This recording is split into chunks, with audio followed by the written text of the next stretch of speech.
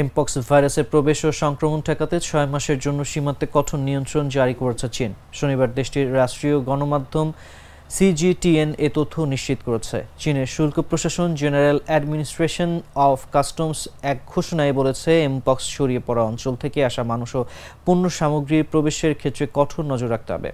জ্বর, মাথা ব্যথা, পেশিতে ব্যথা বা ফুসকুড়ির মতো উপসর্গ থাকা পর্যটক বা যাত্রীদের চীনে ঢোকার সময় নিজেদের শারীরিক অবস্থা সম্পর্কে কর্তৃপক্ষকে জানাতে হবে। এই কড়াকড়ি আগামী 6 মাসের জন্য বহাল থাকবে। বিশ্বের সর্বপ্রথম আফ্রিকা মহাদেশের কঙ্গোতে এমপক্স নামের সংক্রামক রোগটি শনাক্ত হয়। এরপর ইউরোপ ও এশিয়াতেও এ ভাইরাসে আক্রান্ত রোগী শনাক্ত হওয়ার খবর পাওয়া যাচ্ছে।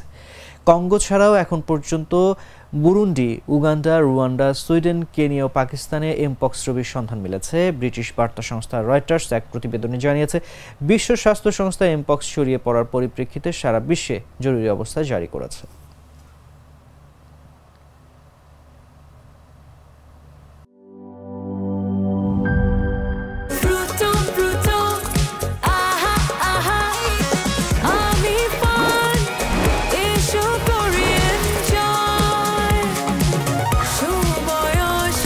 প্রাণ ফ্রুটো, সময় অসময় ফ্রুটোময়।